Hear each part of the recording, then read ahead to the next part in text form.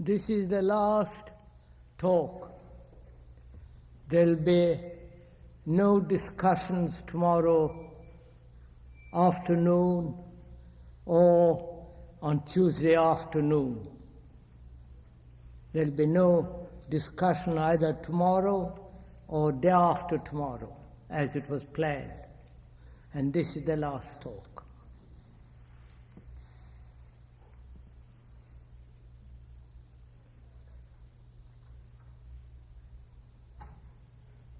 I would, if I may,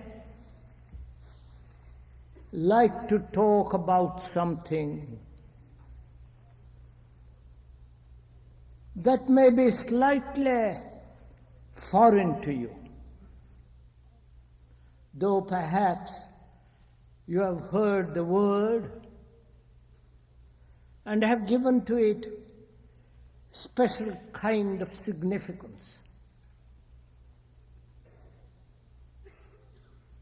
And it is one of the most important things to understand.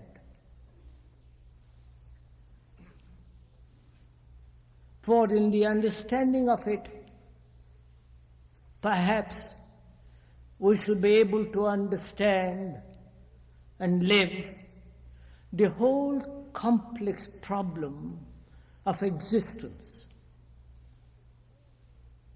in which is included all relationship.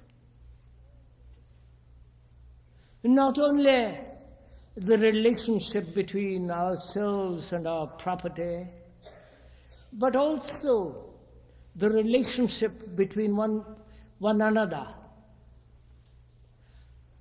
and the relationship, if there is any, to reality.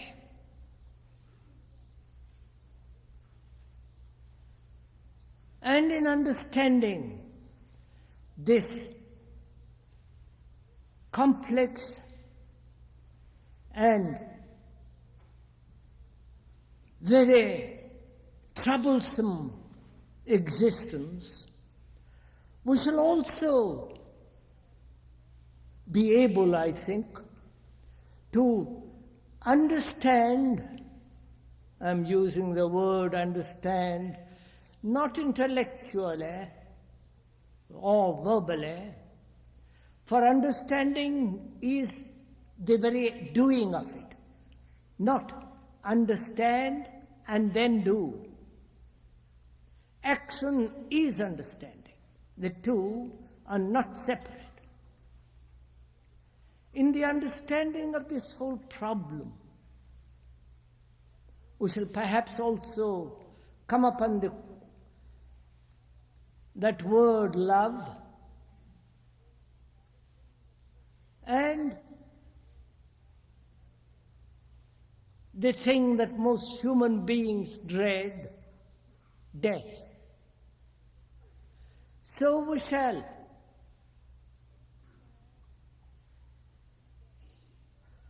look, explore together into this question of life, existence, in which is included all relationship,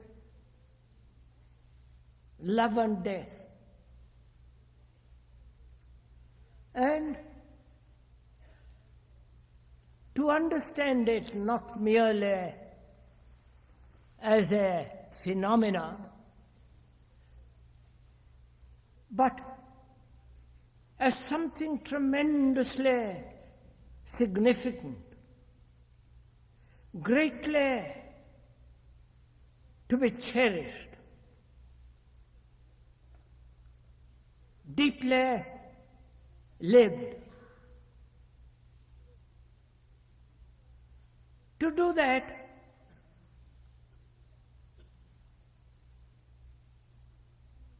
meditation is the approach to this problem of living. Either you can treat meditation as an escape from life. That is, retire into some monastery, put on a garb of some special kind, and withdraw from the whole complex life. And there are such schools which offer escapes, both in India and in Asia. There are these schools which offer a method, a system, a way which will give perhaps a great sensitivity, perhaps if one is sufficiently silly enough to have visions, to perpetuate the same old sordid life and escape altogether into some mysterious metaphysical existence. There is that approach to that word with its meaning. Or meditation is the living, not an escape, not an abstraction of life with all its delight, with its sorrow and despair.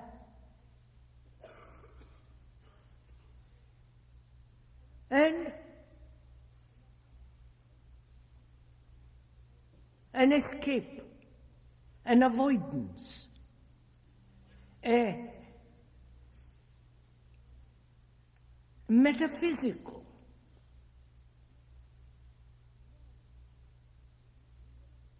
mystical, non-realistic but romantic escape. So we are not, at least the speaker is not, using that word as a means of escape, but rather to understand the very existence, the whole meaning of life. I think that has great meaning. And meditation becomes then a benediction, an extraordinary thing that one must understand very deeply. And if one has time this evening, afternoon, or what it is, we might perhaps go into it together. Because that word has now become the fashion. To talk about meditation, it's almost on every lip. It is even in the New Yorker. And every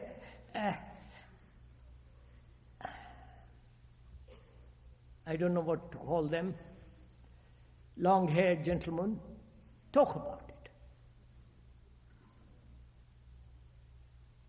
They offer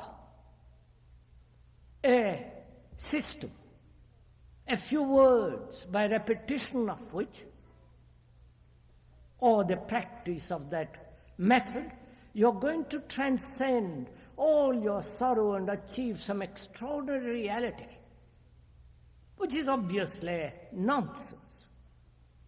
Because a stupid mind, a dull mind, a mind that is conditioned, heavily sodden by its own prejudices and superstitions and conclusions, a dull mind can meditate indefinitely, following a certain method, and it will still remain a dull mind. So we can intelligently, objectively, push all that aside. The method, the how, the pattern set down by the ancients or by the modern yogi, with all his pretensions, offering for a certain sum of money the absurdity for exchange of what is called enlightenment. We can,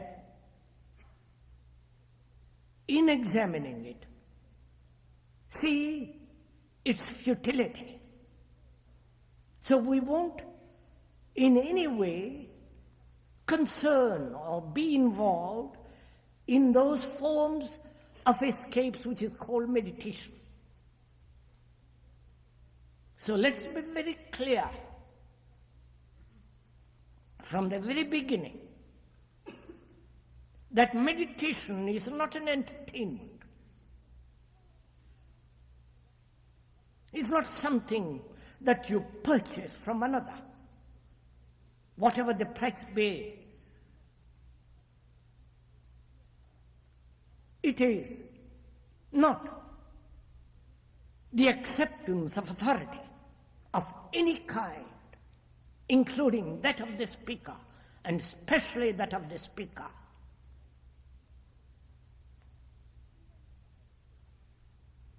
Because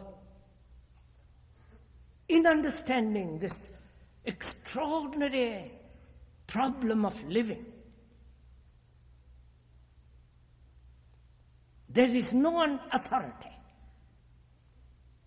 no teacher, no master, no guru, because they have all failed. Because each one of us is in travail, is in sorrow, confused, miserable, striving. And it is important, essential that we understand that, and not some mysterious vision. And visions are very easily explained. Mind can produce, believe in anything, and convince itself of anything. And it can play any trick through drugs, through repetition of words, through various forms of self-hypnosis. So, we are concerned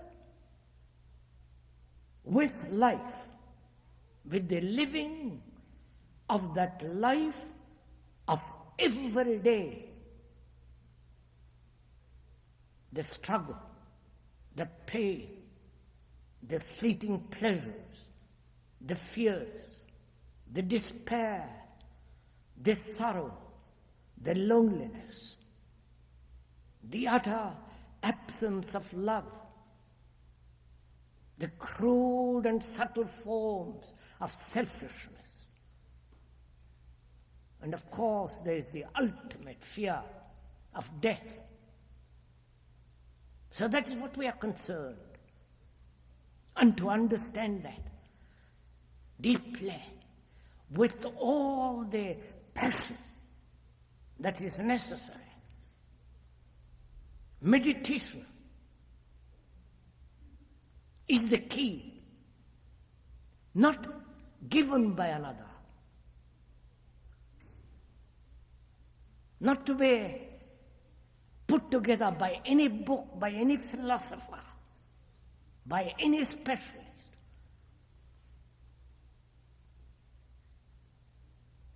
And the quality of meditation is important.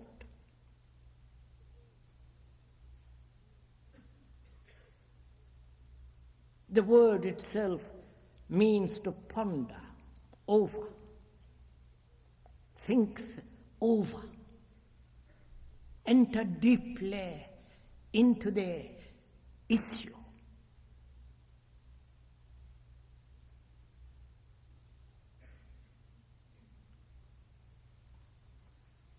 So, meditation then is not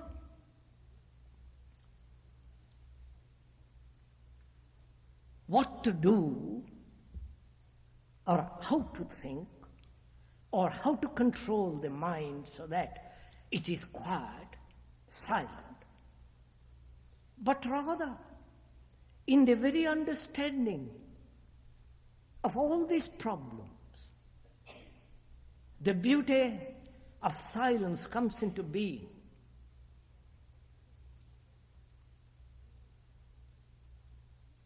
For without beauty in life, not the beauty in those mountains, in those trees, in the light on the water or on the bird on the wing, but the beauty in living. To come upon that in daily life, whether it is in the office or at home, or when you're walking by yourself, communing with nature and with the world, if there is no beauty, then life, the very living, has no significance whatsoever. So, if you will, we will together go into this question, not only objectively, outwardly, and also inwardly. The outward movement is the inward movement. The two are not separate. The outgoing tide and the incoming tide. To understand both, not separate, not divided, is the whole question of meditation. The complete harmony, the complete balance, the total way of living in which there is no contradiction, is the way of meditation, is the meditative mind.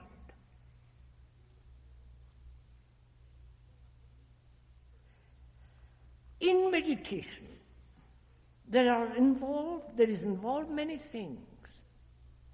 First, the whole concept of concentration. I hope you're interested in this. If you're not, tant pis, I can't help it. Because it's one of the most essential things. If a mind doesn't know how to meditate, if you do not know how to live, and you consider living is just going to the office, having a car, leading a superficial life, spending an evening drinking cocktails, or going to a cinema, or being entertained, if that is all life, then your life is very shallow, empty, dull. And unfortunately, modern civilization, especially in this country, is becoming more and more standardized, superficial. You may have all the things of the world, good health, good bathrooms, good food, good cars, but without an inward life. Not the second-hand inward life of another, but the inward life of your own, which you have discovered, which you have cherished, which you are living, which is meditation. Without that, we'll not only have wars, more destruction and more misery. So meditation, whether you like it or not, is important for every human being, whether it's highly sophisticated or a simple person by the wayside.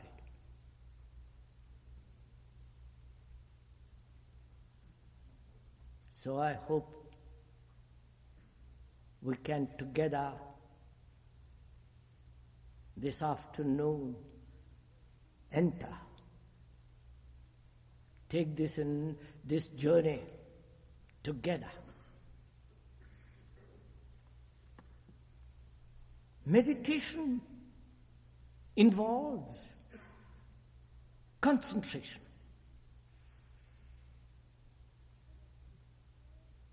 And concentration, as one observes, is a way of exclusion.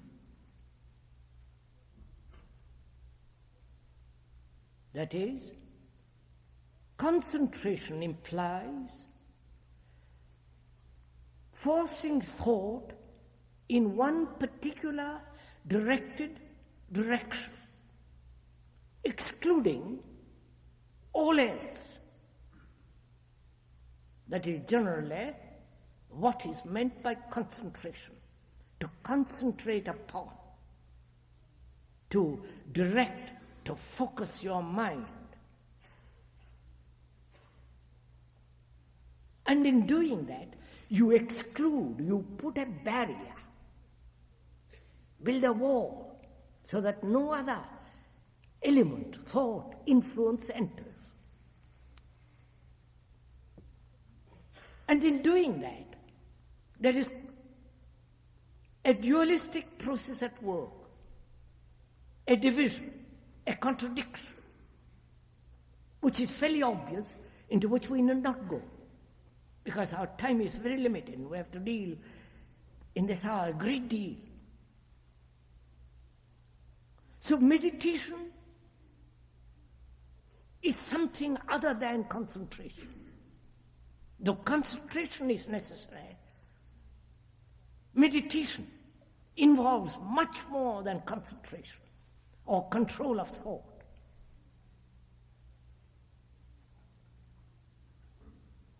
And it involves attention, not concentration, to attend. That means to give your mind, your heart, your body passionately to attend to something. In that attention, if you observe very carefully, there is neither the thinker nor the thought, neither the observer nor the observed, but only a state of attention.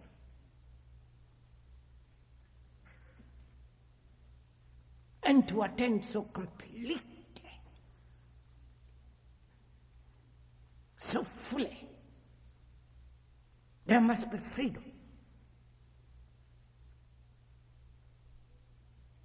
So here begins the whole problem. That is to attend completely,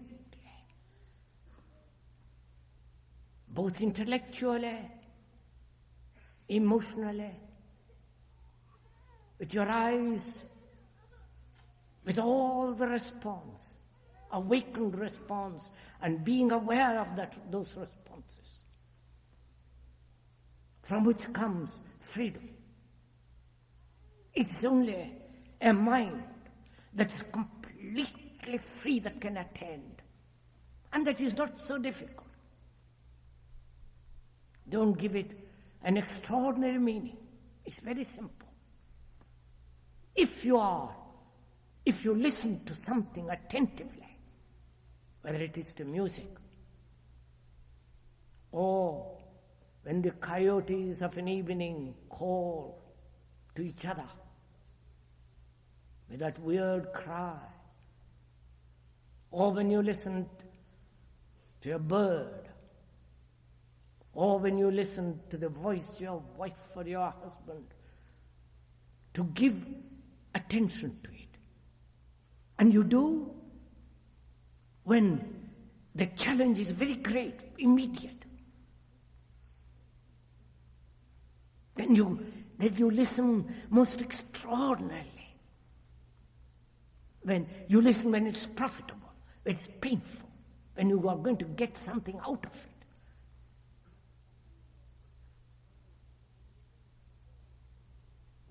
But when there is a reward in that listening, there is always the fear of losing.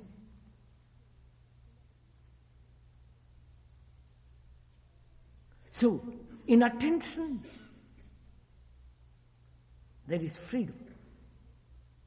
A free mind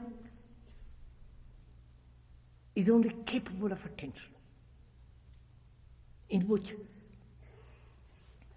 there is no achievement or gaining or losing or fear. And that's necessary, because it's only a quiet, attentive mind that can understand this immense problem of living. And it's only the quiet, meditative mind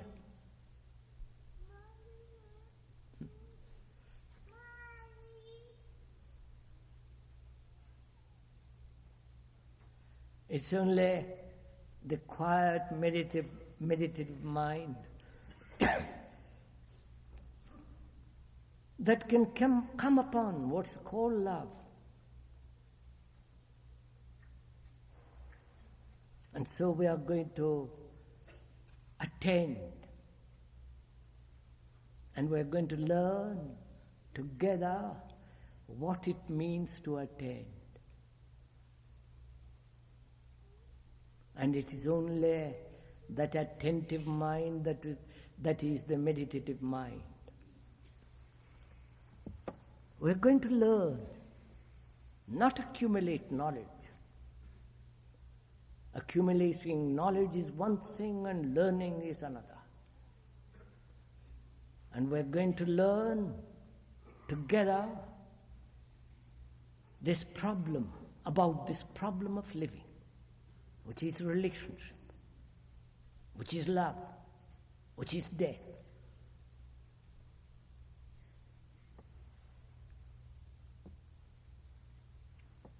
What is living? Not what should be living, not what is the purpose of living, not what is the significance of living, not what is the principle upon which life should be based, not what is the goal of living, but actually what is living as it is now, as it is in our daily life, what it actually is in our private, secret, daily life. Because that's the only fact.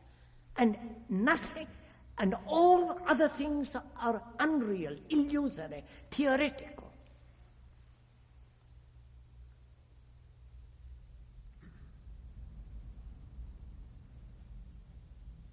So what is this life?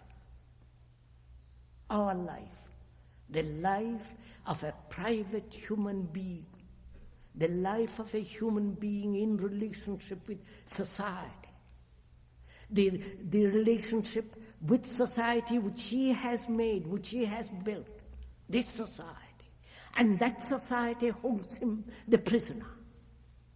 So he is the society. He is the world. And the world is not different from him. Which again is fairly obvious.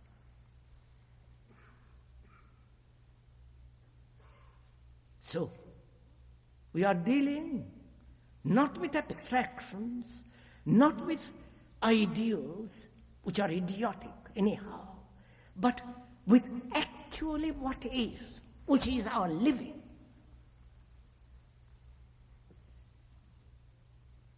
What is our living? If you observe,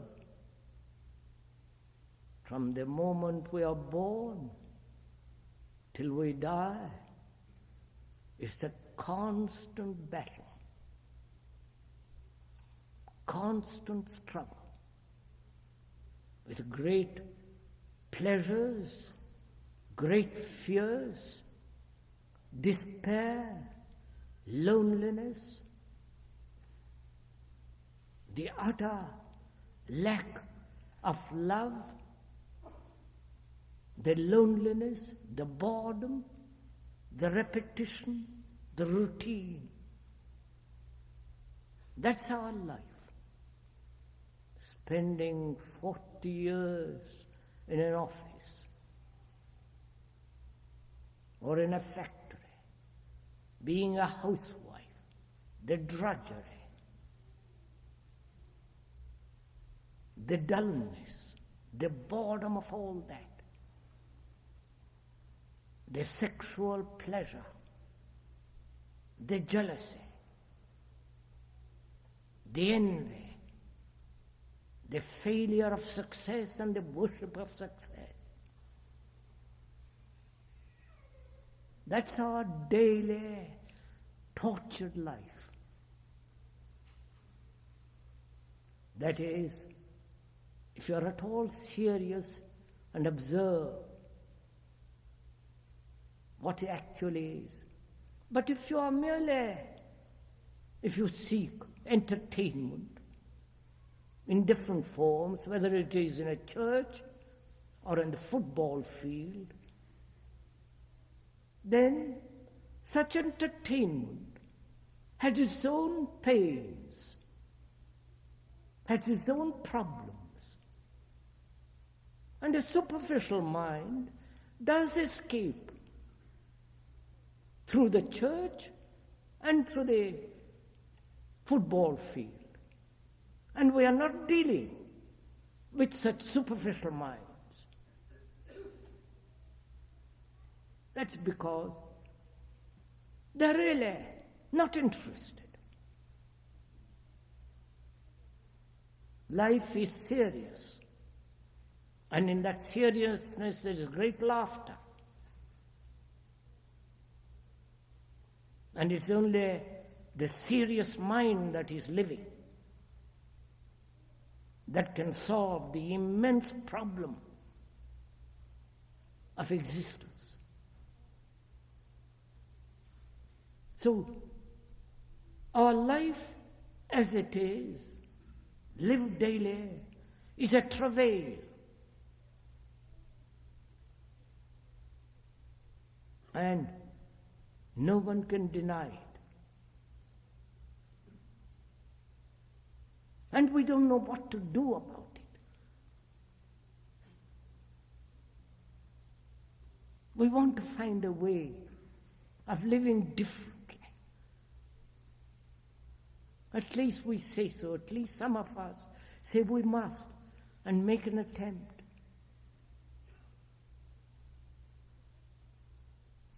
Before making an attempt, before trying to change, we must understand actually what is. Not what should be, but actually take what is in our hands and look at it. And you cannot look at it. Come closely, intimately intimately contact with it. If you have an ideal, or if you say this must be changed to that, or if you are concerned in changing it. But if you are capable of looking at it as it is, then you will find there comes quite a different quality of change. And that's what we are going to now. First, to see actually, not shyly, or with reluctance, or with pain, or with resistance, what life is actually at this moment, at every day. It is that, a travail.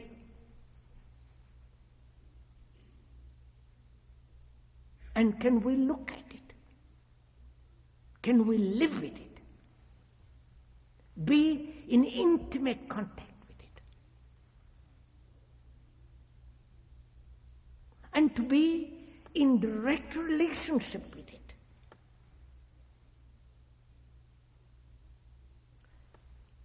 Here comes the problem.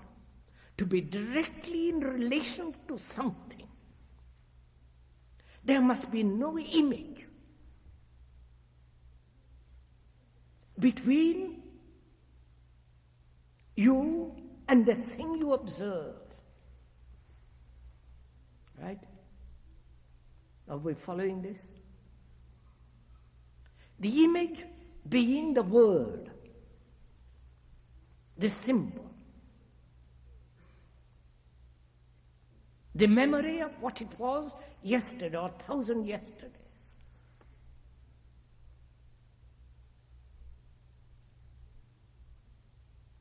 That is, sirs, to put it very simply,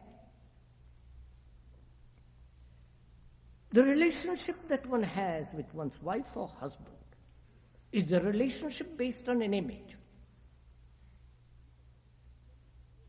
The image being accumulated through many years of pleasure, sex, nagging, dullness, repetition, domination, and so on, so on, so on. You have the image about her, and she has the image about you. And these two images, the relationship, the contact between these two images is called relationship. And obviously, that's not relationship. But we have accepted it as relationship. So there is no direct contact with another human being. In the same way, there is no direct contact with the actual, with what is. There is always the observer. Please do follow this little bit, maybe a little complex, but it's not, if you listen quietly. There is the observer and the thing observed. And there is a division between this. And this division, or the screen in between, is the word, is the memory, is the space in which all conflict takes place. That space is the ego, is the me. The me is the accumulated image, memory, thought of 1,000 yesterdays. So there is no direct contact with what is. You either condemn what is, or rationalize what is, or accept it, or justify it. All verbalizations, Therefore, there is no direct contact.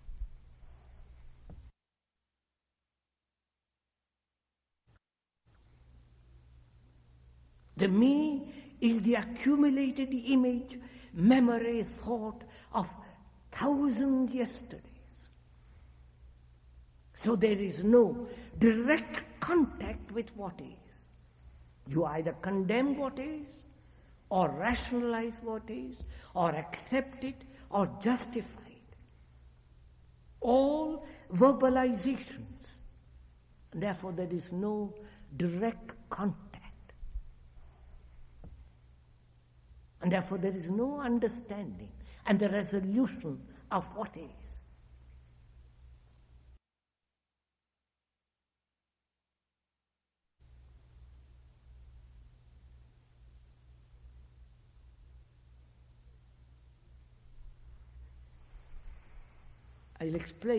We'll explain this briefly, and I hope it'll be clear. One is conditioned to accept envy. Envy being measurement, comparison. Someone is bright, intelligent, has success, applauded, and the other, I have not.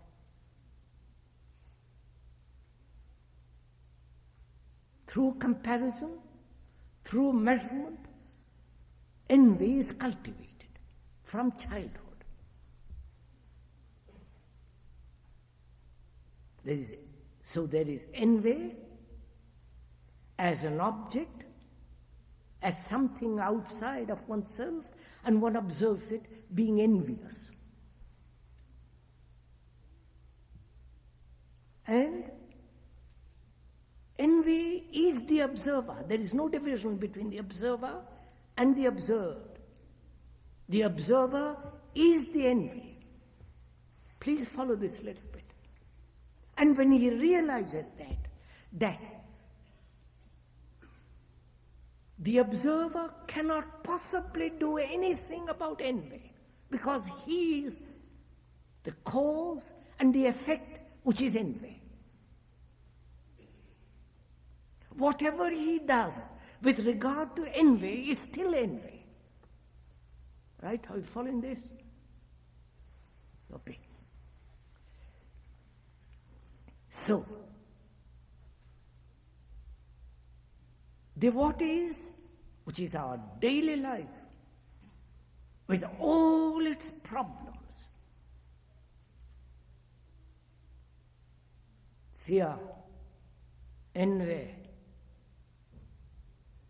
jealousy, the utter despair, the loneliness, is not different from the observer who says, I am lonely.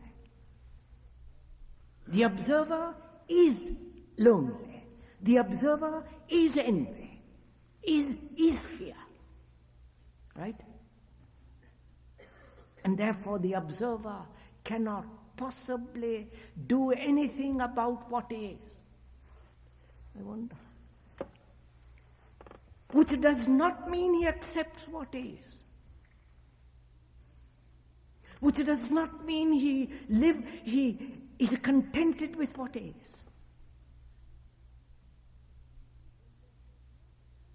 But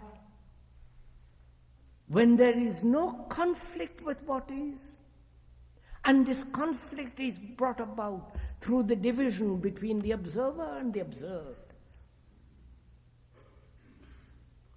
when there is no resistance to what is, then you will find there is a complete transformation. And that is meditation. To find out for oneself the whole question of the observer, the structure and the nature of the observer, which is yourself. And the observer is the observed, which is part of you. To realize the totality of this. The unity of this is meditation in which there is no conflict whatsoever. And therefore there is the dissolution, going beyond what is.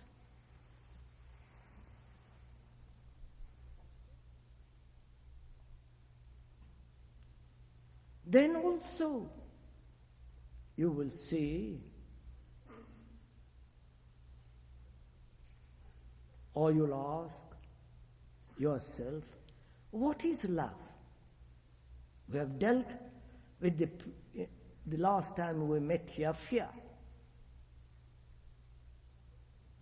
Now, we're going to consider together this question of love.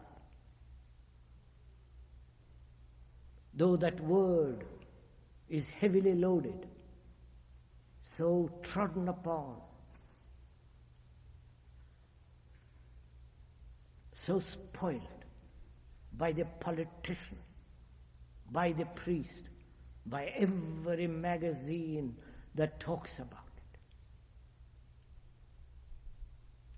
it. So what is love? Not what should be, not what's the ideal, not the ultimate, but the love that we have, what is it? The thing that we know, which we call love, in that there is hate, in that there is jealousy, in that there is tremendous torture.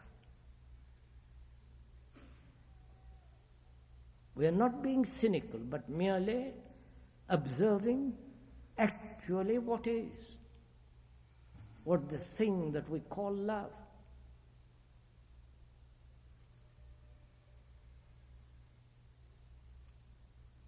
And is love hate? Is love jealousy? Is love possessiveness of the wife or the husband or the domination? And one says that one loves one's family, one's children. Do you love your children?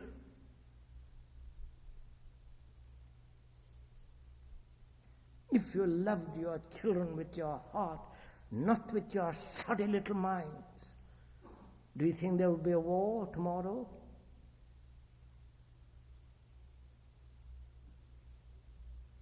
If you loved your children, would you educate them this way? Make them conform to a rotting society? Train them, force them to accept the established order?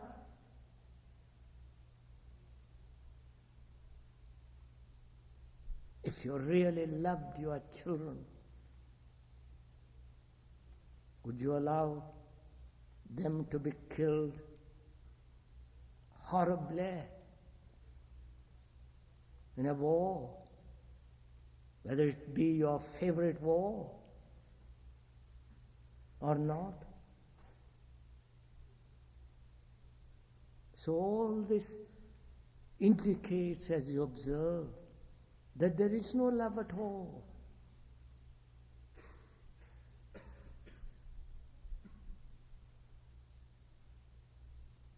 Love isn't sentiment.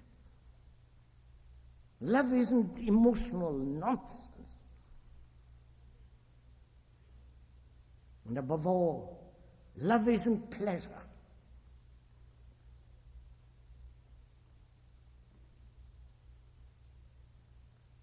So one must understand the question of pleasure.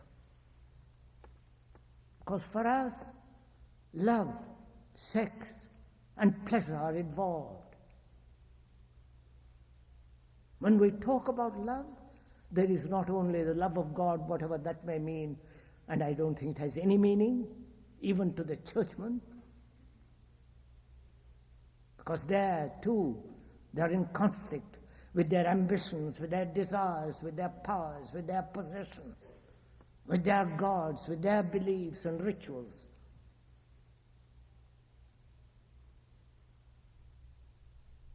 So to us, love means the enjoyment of sex, pleasure.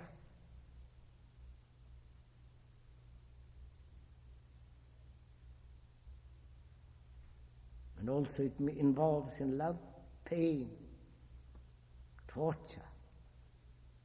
So we're going to find out what pleasure means. And please bear in mind that we are not denying pleasure. To see those lovely mountains lit by the setting sun,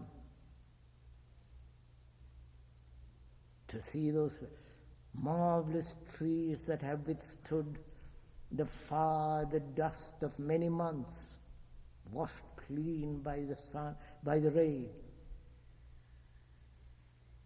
To see the stars, if you ever see the stars, is great pleasure. But that is not to us pleasure.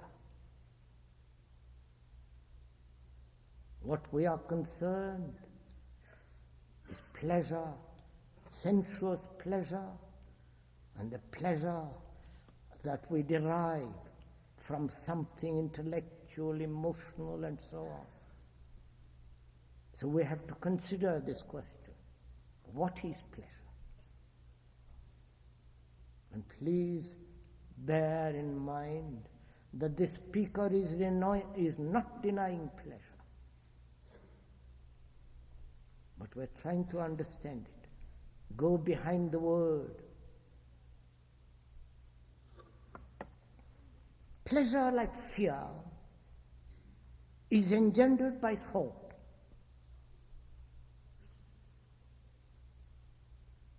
You have the pleasure.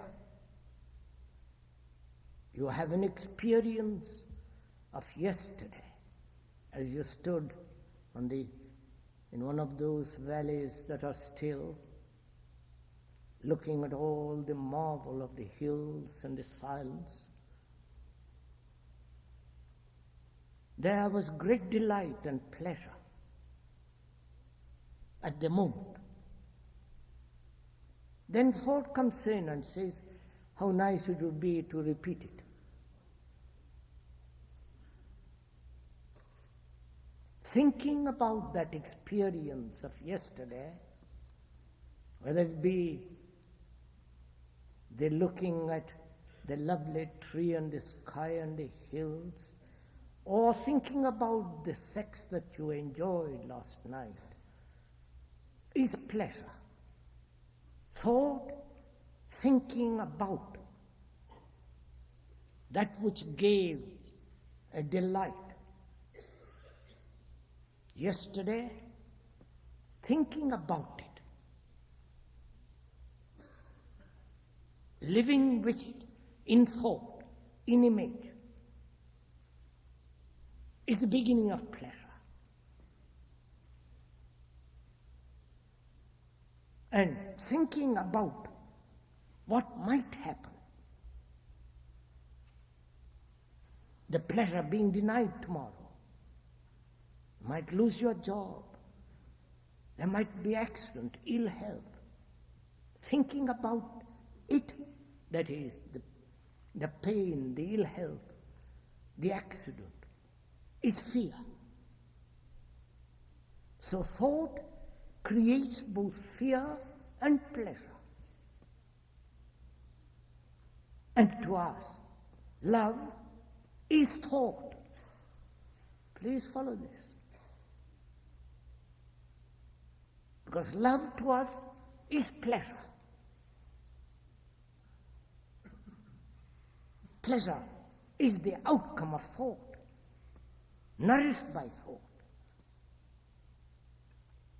Perhaps not at the moment, at the actual moment of seeing the sunset, or the sexual act, but thinking about it. That is pleasure. So to us, love is engendered by thought, nourished by thought, sustained and prolonged as pleasure by thought, which again, when you look very closely, is an obvious fact, not to be denied. And so, on us, is love thought? Can thought cultivate love? Or can it cultivate pleasure? It can cultivate pleasure, but it cannot possibly, under any circumstances, cultivate love any more than thought can cultivate humility. So love is not pleasure. Love is not desire. But you cannot deny desire or pleasure. When you look at the world, at the beauty of a tree or the beauty of a face, there is great pleasure, enjoyment at the moment, but thought interferes and gives it a space and time to flourish as memory and pleasure. So when one realizes this, understand it, which is part of meditation, the structure and the nature of pleasure in relation to love, then you will find that love is something entirely different. Then you will really love your children. Then you will really create a new world. Then do what you will when you know love. There is no wrong. It is only when you are pursuing pleasure as you are, then everything goes wrong. And there is also another problem, that is death. We have considered what is living, that is the actual, the everyday. We have involved ourselves in taking a journey deeply within ourselves to find out what is love. And also, we are going to find out what death means.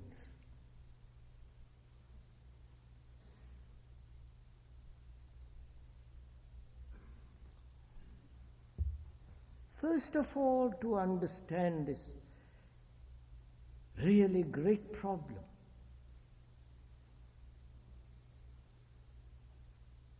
not what lies beyond death, what happens after death. You will find out if you know how to die. And then if you know how to die, then what happens is irrelevant.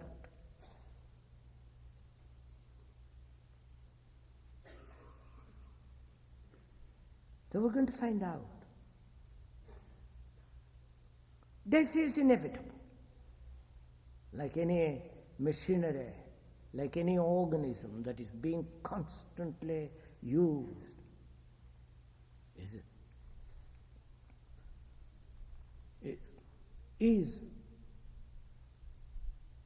will inevitably come to an end. Old age, disease, and through disease, without not knowing what it means to die, die. So there is the problem of old age.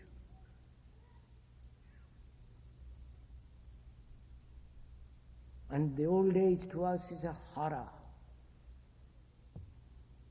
I do not know if you ever noticed how in the autumn a leaf falls from the tree, how beautiful it is. What lovely color, what gentleness, full of beauty, so easily destroyed. And with us, as we grow old, look at ourselves, the pretensions,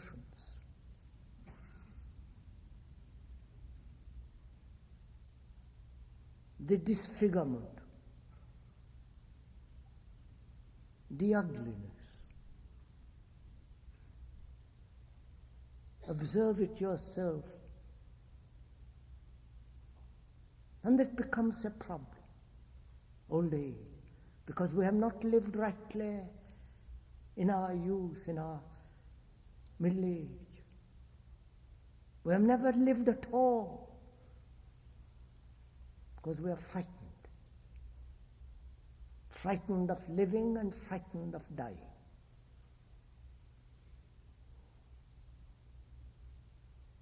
And as we grow old, everything happens to us. So that is one of the problems. So we're going to find out what it means to die, knowing that the organism comes to an end, and knowing that the mind in its despair coming to an end will inevitably seek a hope,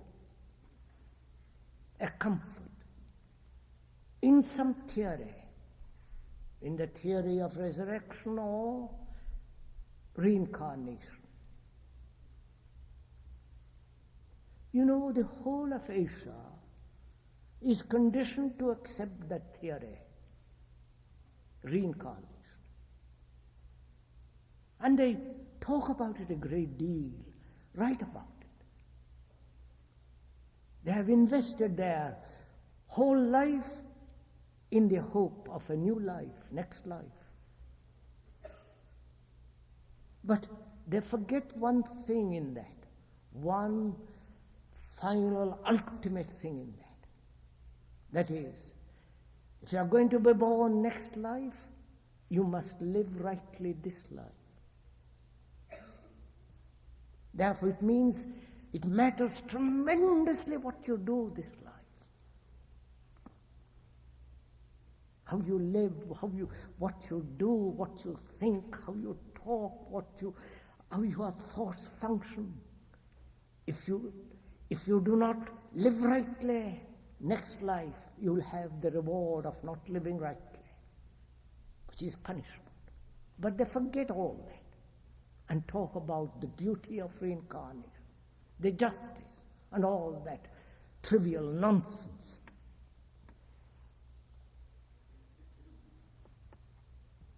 So we are neither escaping from the fact through some theory, but facing the fact without fear. What does it mean to die? Knowing the organism comes to an end. What does it mean to die psychologically, inwardly?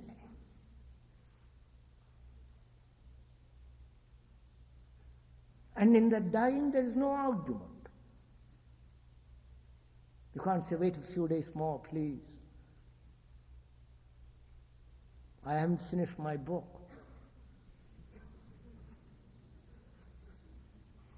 I haven't become the chief executive of some beastly little organization.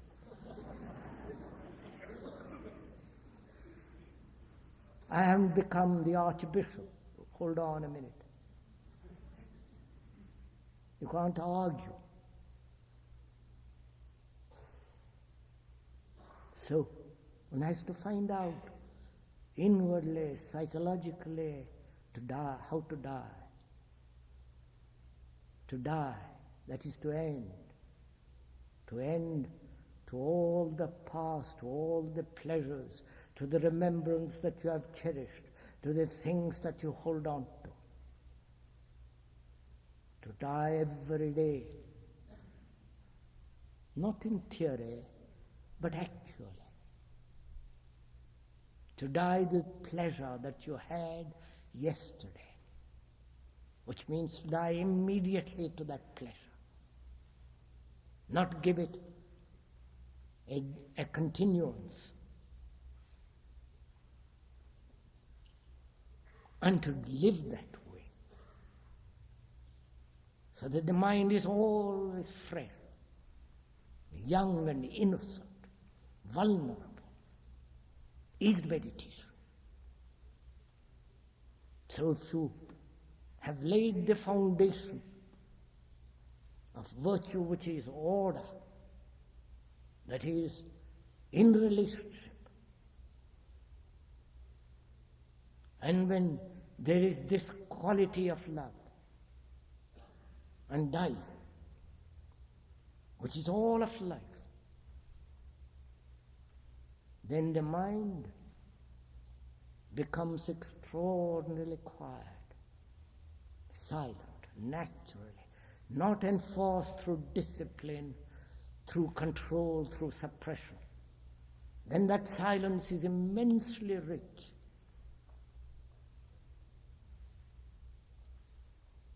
Then beyond that, no word, no description is of any avail. Then the mind does not inquire into the absolute, because it has no need to inquire.